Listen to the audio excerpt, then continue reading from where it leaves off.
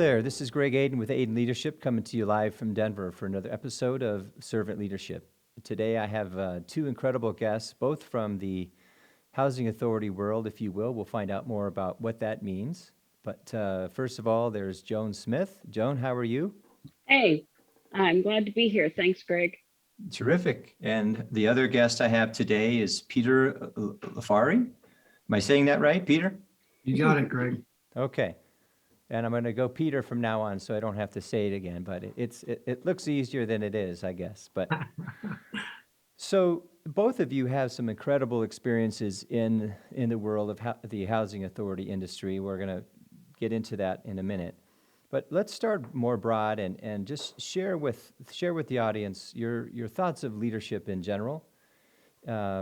Share, if you will, from a context of where you came from and where you are now, and then somehow weave into the why of what you do. And Joan, I'm going to start with you. Okay, sure. Well, I'm at a very interesting crossroads in my career. I spent 30 years at a very wonderful community-oriented college on the west side of Denver in Lakewood called the Red Rocks Community College. Mm-hmm. And started there actually in early childhood as a teacher, and found myself within about 2 years of thinking that I was going in to teach early childhood, which is what I knew how to do that. I could do that all day. And found myself in about 2 years as the director of an entire division. And not only the director, but also responsible for the budget for the entire division. In other words, finding money. Mm-hmm. So found myself writing grants and making presentations and all of this with absolutely no experience. Wow. What I did know about was children and families, and was very passionate about children and families, and wanted to make sure that basically that I could make a difference in the lives of young children. And by helping their families to be successful. We still we're doing very well. Our division was growing. There was money coming in, lots of programs happening. So that wasn't so much the issue, but I was having some challenges with some turnover. And basically folks who really wanted to aspire to more management positions. I was known as the steamroller. I tended to plow right over the top of folks and just not really take people with me. That was a real challenge for me. And it took me a while to really start recognizing all of the blind spots. And I've been very aware of those blind spots and the fact that I tend to charge off on my own and not really bring folks along with me. And that I really was challenged by good communication, because I could see what needed to be done. Yeah. And I thought, hey, those folks are busy, I'll just get it done. Without really giving others an opportunity to have any kind of input. And so again, we were meeting our goals, but I was also working 18 hours a day. And, being that kind of lone voice out there was very challenging for folks to really feel that they were part of a larger initiative when I was out there on my own without really bringing people along. Let me bring in another person along here for a moment. I want to comment on a couple things you said. I'll do so a little bit later. Peter, tell us your story. Where are you from? How did you get to where you are now? And again, focus on why. Why do you do what you do? Yeah, thanks, Greg. Great to be here, Joan. As always, pleasure. For me, thinking back, my family's always been very service focused. My mother was head nurse in an emergency room and worked in public health for a bit in Baltimore when she was going to nursing school, and we talk a lot about that. And my father served in the military for a bit, and was a musician for a long time. And when I was in third grade, we almost lost our home, and it really woke me up. I essentially grew up at that point, and we were blessed, and had some white privilege. We certainly weren't. We were just scratching the surface of middle class, but we owned a home, and we were able to, sell my grandmother's home, and my grandmother moved in with us, and we purchased a home together. And if that hadn't happened, then we would not have had stable housing. And so, looking back, that was probably my first kind of little nugget that would illuminate why I'm in housing. It took me a long time to kind of understand that full circle. I spent about a decade in national security. After 9/11, like most men and women, I felt as called to service, and wound up in the national security space. And I just had tremendous mentors each step of the way, starting with my family, my mother, my father, my grandfather, my grandmother, my aunt, and each, and then in national security, I had a number of mentors that, showed me the door, and then it was up to me to be able to open it and walk through. And so after about a decade in national security, I really, I went back to school, got my MBA, and, kind of lost some battles, frankly, when it came to the heart and mind of our culture at that point, and realized that it was probably best for me to focus my efforts on something a bit more local. At that point, I had moved to Denver and had really started to become infatuated with housing. It's a large sandbox. It hits on every segment of the economy, and really just inspired me. And so I met, essentially the mentor of my life, former director Don May, who was looking for someone that was not from the traditional vertical, but had the problem-solving skills, the leadership ethos, and a desire and expertise in intergovernmental relations and policy. And we went off to the races, and it's been a tremendous experience and time, and I'm proud to call myself a houser. Awesome. Before I get back to the houser of you, so to speak, let me go back to Joan. You mentioned a few things, and I want to expand on if you can. It sounded like you were, for a while there, leadership by experiment, and then you call yourself a driver and a bulldozer and get her done. And a lot of us as men and women, as successful people, we give credit to getting things done, and sometimes we look in the mirror and we believe we're the only people there. I'd love to go back, and when you really found your heart relative to leadership and you knew their team that you were working with were following you, what was it like for you to make that transition from it's all me and now I realize I have this team? I'm not saying you were selfish. I'm just saying you becoming more aware of the leader in you versus just the doer in you. Tell us a little bit about those days. Well, I think, again, because I really was never challenged by anyone in supervision. No one in supervision had any problem with what I was doing because I had results. Right. But the issue is that I was seeing less and less and less of my family because I was the one doing all the work. I had great people, no doubt about that, but I wasn't letting them in. And it really, it probably, and it's embarrassing for me to look back and realize that I wasted almost a decade of my life chasing people away. So as a dean, I really had to take stock, because in order for me to be able to engage faculty, it wasn't, hey, I'm the boss, because you're really not. As the dean, you are the leader, but you don't have that solid line of authority anymore. And so I had a lot of really great teachers among the faculty, really amazing people. And I just started taking pages out of their book.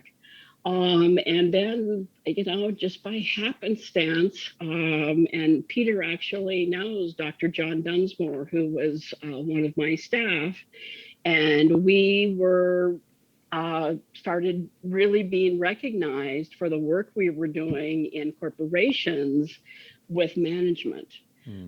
because what was particularly middle management, because what we saw happening was there was all these great opportunities happening for frontline workers, particularly in industries that we were focused on, but nobody was doing anything for middle management. And so Dr. Dunsmore came to me, and I was at that point over the entire corporate college for the school. And he said, "I have an idea." And he had started writing some leadership curriculum for middle management. And so we really started working with assessing middle managers about where you are now and where you want to go. Well, I started taking some of those assessments going, oh my God, I have failed for the last 10 years. I've missed out on so many great opportunities to help people and to really bring people along in setting that vision and not feeling like I have to be so alone. And as I started engaging others with me in what I was seeing in my head, I got to start seeing my family more. I was able to go home at 5:30 because other people were also part of that vision. Yeah. And I was able to see my people be able to take on more and more responsibility and have more opportunities at the college and be able to be promoted. And yeah, you lose people when you start making them really good. They start seeing more opportunities and you do lose them, but then you see it as a great new challenge to bring new folks along. No, and I believe you and I and Peter could talk about this topic all day, that of leadership, but I can't help but wonder, what would you tell the Joan Smith that was in those years today? What would you tell her today, knowing what you know now? And when, right, because there are a lot of people who believe they haven't really hit their stride yet, and it would be interesting to maybe at a different time dig deeper into. Well, let's just do that, Peter. Let's do that with you. What would you say to the Peters of 15 years ago that haven't met the Don May yet? They haven't met that person who is going to help you, as you mentioned earlier, become someone you didn't even know you could become. But what would you tell that Peter 15 years ago? Yeah, great, Greg. I feel like, the whole essence of servant leadership and putting others' needs at the forefront and serving and not requiring any sort of reciprocity of that really has helped me. I've always, love hockey. And when I was younger, I would always say, look, I'm more of a, Wayne Gretzky. I like to pass the puck and say, I don't mind scoring, but, it makes me really happy, as Joan had mentioned, to see others succeed. And so 15 years ago, I was really, I deployed a lot of my time in service. And so I would join special projects. I would engage and seek out committee work. I would call folks and pick their brains and ask them, what makes you hum? Like, how do you play your instrument? And I found that by doing that, and all I wanted to do was work on really cool projects, really important projects with really interesting people who were trying to make a positive change in their environment. And by doing that, I found that it was really inspiring. And so without me going into those environments with a transactional requirement of, I'm going to make more money or I'm going to get a promotion, I really went into that to say, how can I serve and drive the outcomes for which we desire? And I truly would recommend to folks to do that because, I think at times I've noticed that, and this is natural, but folks think the train's always coming back to the train station, but at times these opportunities are rare and fleeting. And so I can think of specific examples throughout my career, both when I was a young leader and then at times in higher positions where, we would identify talent. We would say, hey, we really need your help. We think that you are transcendent in this regard. And unfortunately, those positions, those opportunities were turned down. And oftentimes it came back to money. And what I found was that, I felt a profound sadness because folks had kind of precluded themselves from what I've now realized, and I think I just knew inherently, which was, if folks see how you play your instrument and that you're in tune with them, that ultimately will unlock opportunities and open doors in the future. And so it's not so much of like, exactly, this is not the ROI I require. It's more about, what's the purpose of the work that we're engaged upon? How am I helping my fellow colleague, right? Right. And if I'm focusing on the outcomes, then we're going to work throughout all those other elements, and good opportunities, good times, and fun will come. Yeah. Well, you say outcomes, which means results and productivity, but I also hear you starting to talk a lot about teamwork, mentorship, true leadership. I know you're a big fan of servant leadership. We've chatted off air about it many times, or a couple times at least. And Joan, I'm going to ask you, when you first heard the phrase or the term servant leadership, what did it mean to you, and what would you tell the leaders out there that are listening why they might consider that style or that way of leading? I take it back to when I had gone back to school. Servant leadership was being bandied around pretty well. This was mid 90s. The Greenleaf Center was very much in the forefront. A lot of conversation about engagement, a lot of conversation about motivation. Um, but I think even as you look at the theorists as they write on servant leadership today, there is a good deal of caution. And servant leadership is, I think, a one of the many tools in a good leader's toolbox. When you think about listening with your eyes too, being present, being patient, having empathy and humility for where they're coming from. But you said blind spots a couple times, and I don't know if you've ever read anything about the Johari window, but a lot of it is we don't see what we don't see, and sometimes we don't see what we don't want to see, and we don't want anyone else to tell us what they see because, well, I've got it all figured out. Peter, one thing that resonates with me the few times we've engaged is you're a very bright man, you're a very engaged man, and I believe you have a sense of humility that comes out in almost everything you do. That's one of my 5 principles, by the way: integrity, accountability, courage, passion, and humility. Most leaders struggle with 2 of those, and one of them is courage, the courage to have an authentic, needed conversation about something. And so will we be courageous with our word? But in your case, I believe this to be true. Why have you made humility such a big part of how you lead? Well, thanks, Greg, for that. It means a lot for you to share that. I've made a lot of mistakes, and I've experienced some loss, and I have not stopped, and I've had that confirmation bias dynamic where I thought I've known the answer, or I figured that there was a solution to a problem, and I had a policy solution, a procedure, or a matter of addressing that, and I didn't do the appropriate due diligence. I didn't bring in the voices and the heartbeats that I was privileged to lead, right, and serve. And so, I think that ultimately my temper, having such a desire to see a change, right, and having experienced moving a little bit as a kid, having seen different social strata, and how that impacts outcomes, right, life stability, privilege, all of those elements, are very present for me, and I'm very gracious for what I have, and for the love, and for the folks that I am gifted to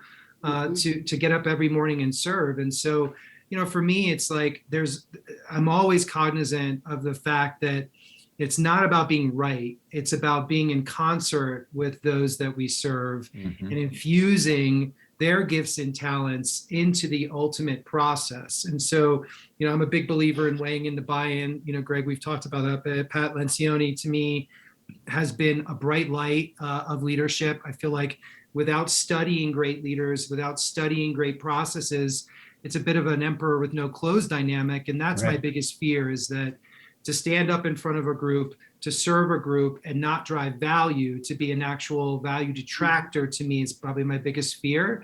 And I think that ultimately helps me be more humble. And I have to work on it every day. I have to first look in the mirror. I have to first hold myself accountable. If we failed, it's most likely correlated to something that I did not articulate effectively, and that I overlooked in my zeal to drive results, kind of as where Joan was sharing before.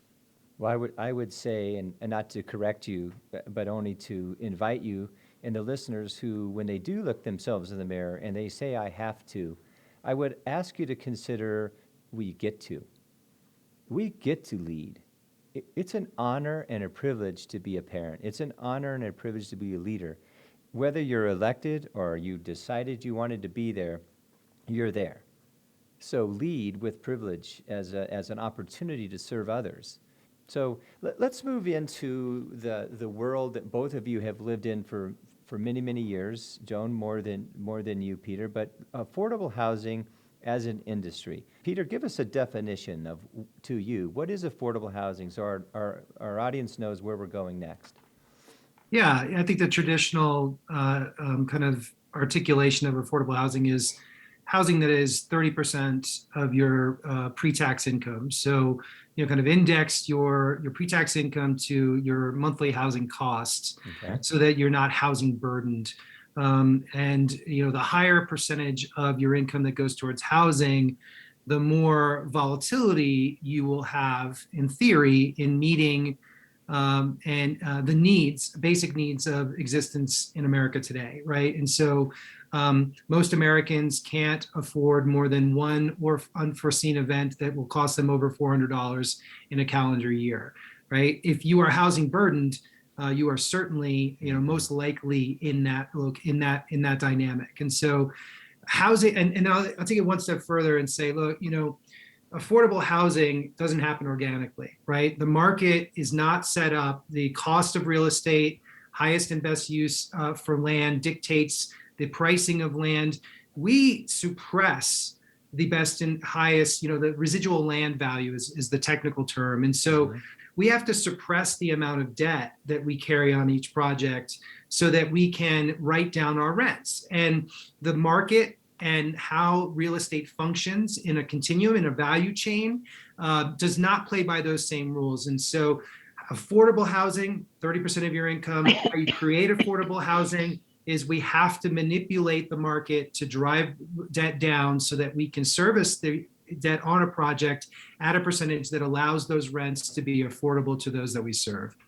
Beautiful. And you get assistance at times from the government in these projects?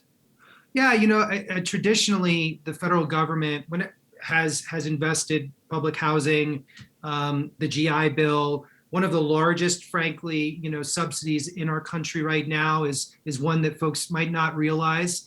It's the mortgage interest tax deduction is the largest welfare program, frankly, in our country. And sometimes folks don't like to hear that, but ultimately, no, Greg, right now, our affordable housing development uses private dollars via the low-income housing tax credit program. So most new multifamily, vibrant, affordable housing communities have less than 10% of federal funds in their capital stack. What happens is we compete for those tax credits at a state level. That's how if we win those tax credits, then we syndicate them on a market. And those tax credits become our equity, Right. which allows us to reduce our debt load, then drives back into those rents that are affordable. Beautiful, beautiful.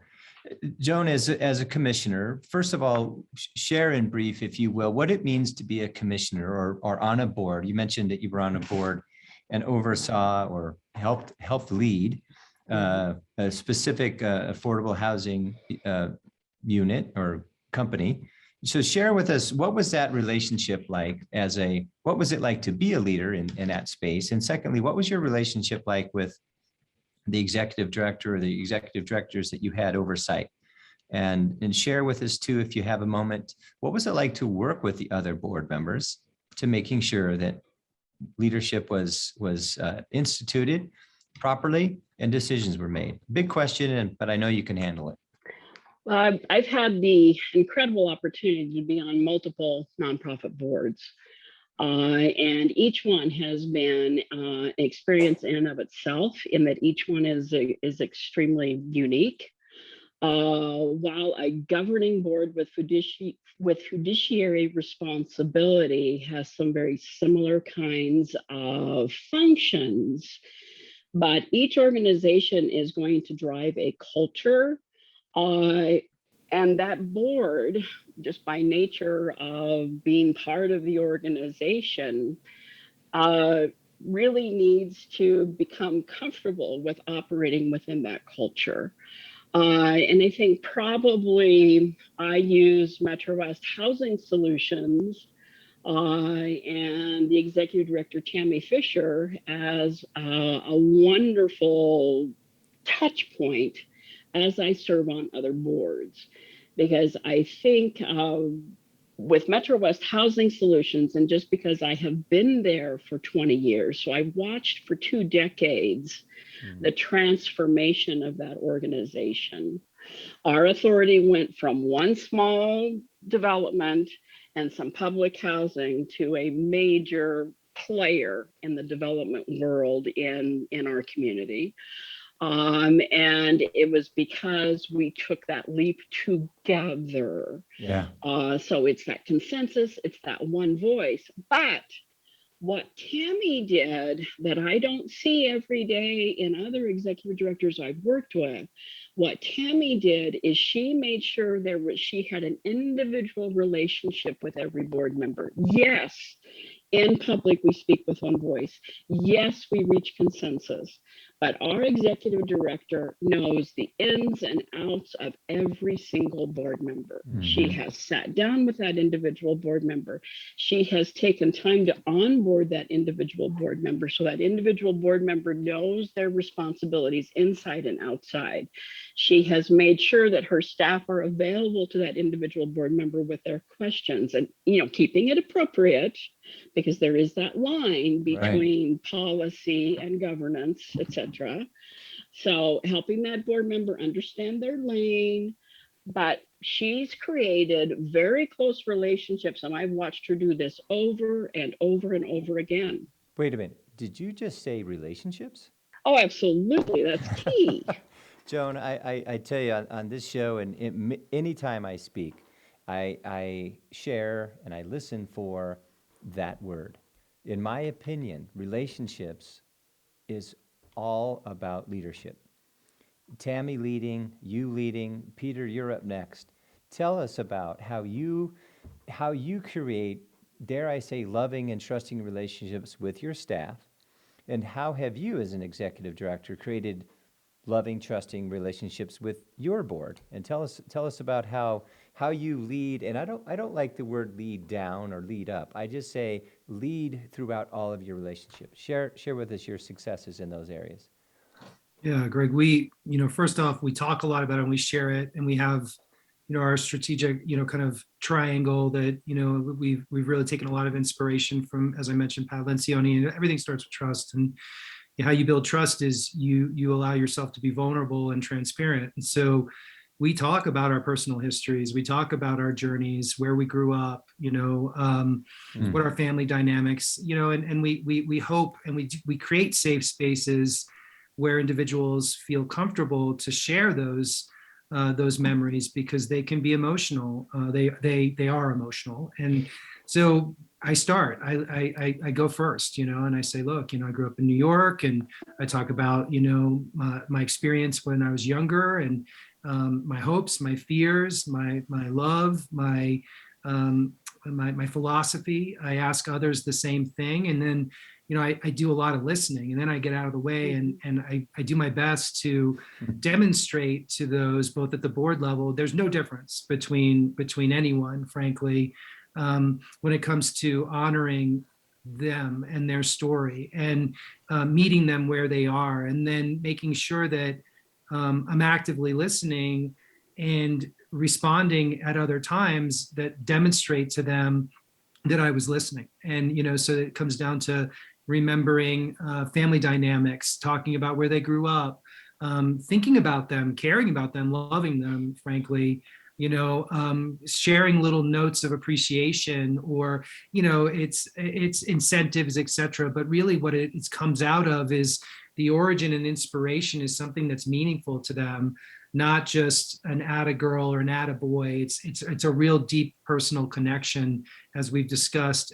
For me with the board, same thing. And I've benefited from, again, great mentors. Tammy and I have talked about this a lot. So I have monthly check-ins with my board members. I get to know them personally. I let them to know me.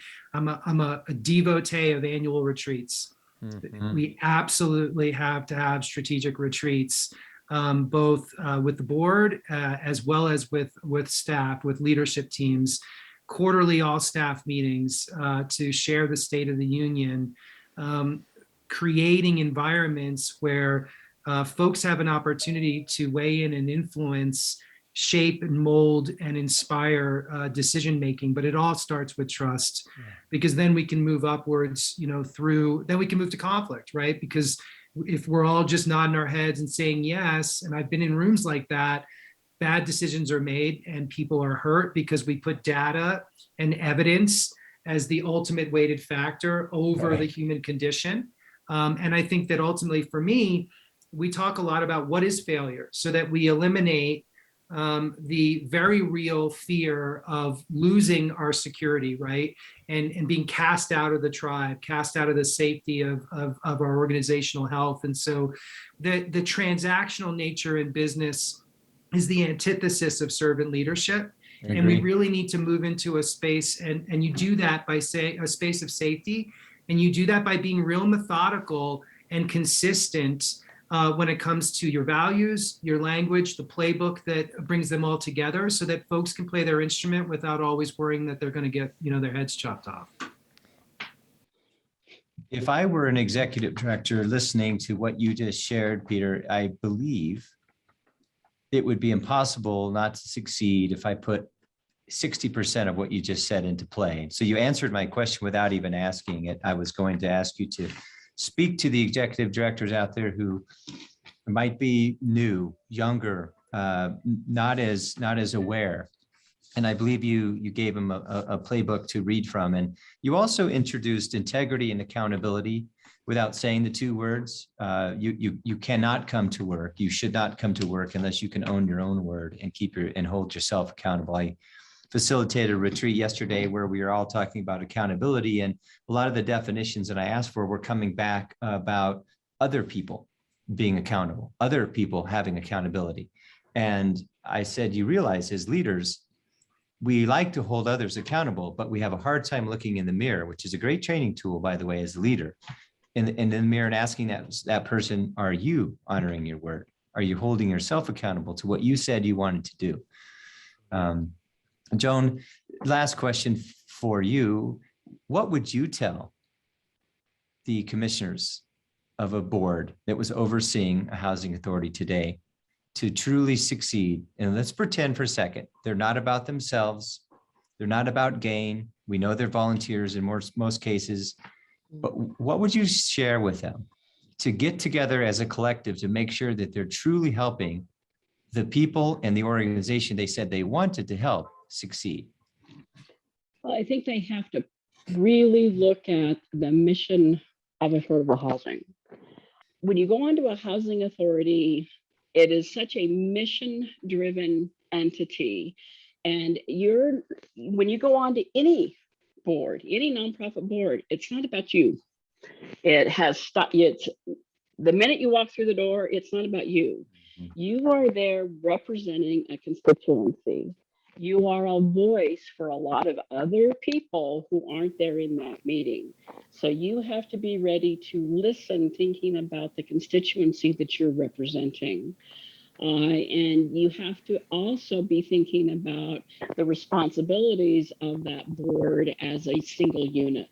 But I think anytime one agrees to serve on a board, the mission is really what gives you the reason for being there. The mission and the fact that it's not about you. Right. It's And about that mission and about helping the organization achieve that mission.